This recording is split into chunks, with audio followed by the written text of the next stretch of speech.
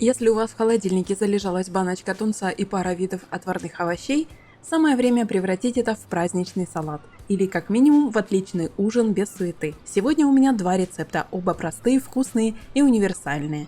Готовьте сразу, сохраняйте, делитесь с друзьями. Начнем с первого. Для основы беру морковь, у меня 2 штуки среднего размера. Можно взять и одну крупную. Список всех продуктов, как всегда, будет в описании под этим видео. Заглядывайте, чтобы ничего не забыть. Морковь натираю на мелкой терке, именно мелкой. Мне так больше нравится. В салате она тогда получается не волокнистой и нежной. Попробуйте такой способ, особенно если готовите на праздник. Текстура салата станет совсем другой. Выкладываю морковь сразу на тарелку для подачи. Хотя, честно говоря, если готовите впрок, удобно собрать салат в судочек, накрыть и убрать в холодильник. Он отлично настаивается. Разравниваю слой и слегка подсаливаю сверху, потому что я варила морковь в обычной воде без соли. Кстати, овощи для таких салатов можно не только варить, но и запекать. Если вы пробовали запеченную свеклу или морковь в салате, напишите, какой способ вам ближе – отварные или запеченные. У каждого способа свой вкус, и это интересно сравнить. Теперь майонез. Я использую нежирный и перекладываю его в кондитерский мешок, чтобы сделать аккуратную сеточку. Нет мешка? Хорошо. Просто срежьте уголок у пачки и выдавливайте через небольшое отверстие. Слой получается тонкий, равномерный и не перебивает вкус остальных ингредиентов. Следующий слой – консервированный тунец. Взяла 2 небольшие баночки. В них уже измельченное филе без крупных кусков. Лишнюю жидкость сливаю и аккуратно выкладываю вилкой. Распределяю ровным слоем. Теперь репчатый лук. Нарезаю его мелким кубиком. Но если вы не любите резкий вкус, попробуйте заменить его на зеленый. Он даст тот же эффект хруста, но вкус мягче и цвет ярче. Это можно варьировать по настроению.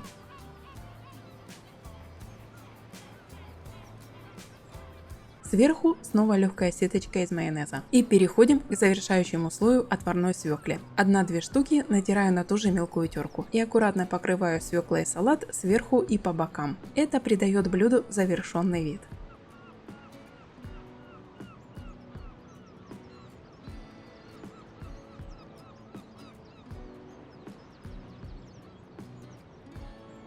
А вот и украшение. Делаю майонезную сеточку. Линии вдоль, потом поперек и точечки в центре. По краям раскладываю лепестки петрушки. Выглядит просто, но очень эффектно. Такой салат можно подавать и на будний ужин, и на праздничный стол.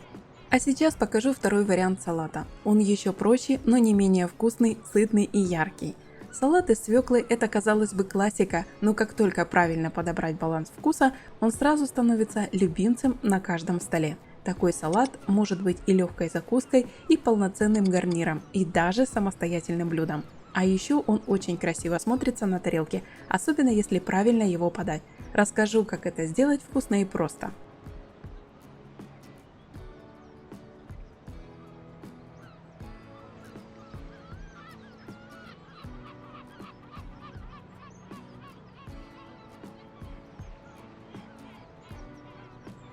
Первым делом беру свеклу. Обычно хватает 1 крупной или 2 средних. Она у меня уже отварена до мягкости. Кстати, ее можно и запечь, тогда вкус будет более насыщенным и даже немного карамельным. Запекать удобно в фольге при 180 градусах до мягкости. Напишите в комментариях, как вы готовите свеклу. Варите или запекаете. Мне будет очень интересно почитать, а зрителям сравнить, у кого какой способ любимый. Свеклу натираю на терке. Натираю прямо в миску. На терке покрупнее, чем в первом видео. Здесь свекла играет более выраженную роль, и именно такая стружка дает нужную сочность и легкость. Если вы обычно трете очень мелко, попробуйте этот вариант. Вкус ощущается иначе, и салат воспринимается совершенно по-новому. Далее чеснок, 2-3 зубчика, в зависимости от размера и вашей любви к остроте. Выдавливаю его через пресс, но можно и мелко нарезать. Главное, чтобы чеснок был свежий, он отвечает за то самое пикантное послевкусие. А теперь очередь соли, черного молотого перца и растительного масла. Масло беру без выраженного запаха, чаще всего подсолнечное рафинированное. Наливаю 2-3 столовые ложки по вкусу. Все хорошо перемешиваю, а иногда даже слегка взбиваю заправку венчиком. Тогда она получается более однородной, как эмульсия, и обволакивает каждый кусочек. Напишите, пробовали ли вы так делать? Интересно, кто заметит разницу. Теперь важная деталь. У меня белый хрен, готовый соус, мягкий, чуть сливочный и все равно с характером. По сравнению с классическим красным, он более деликатный и не такой резкий. Мне он нравится больше в салатах. Добавляю буквально ложку, и этого хватает, чтобы салат заиграл. Если хрена нет, можно заменить горчицей. А чтобы этот салат стал полноценной закуской, готовлю гренки. Беру багет или батон. Нарезаю и немного подсушиваю на сковороде без масла или в духовке. Главное не пересушить, чтобы внутри осталась мягкость. Намазываю сливочным сыром. Сверху хлопья сладкой паприки и немного кунжута. Если хотите, можно добавить другие специи. Получается вкусно и красиво, а главное просто. Салат тем временем настоялся, вкусы соединились. Добавляю свежую зелень,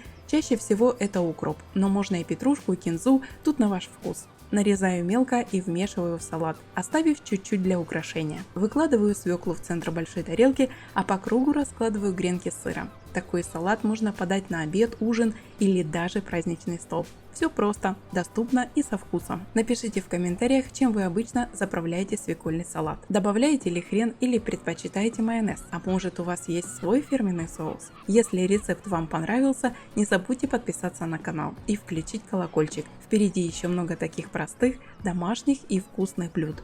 Благодарю за просмотр и до встречи в следующем видео.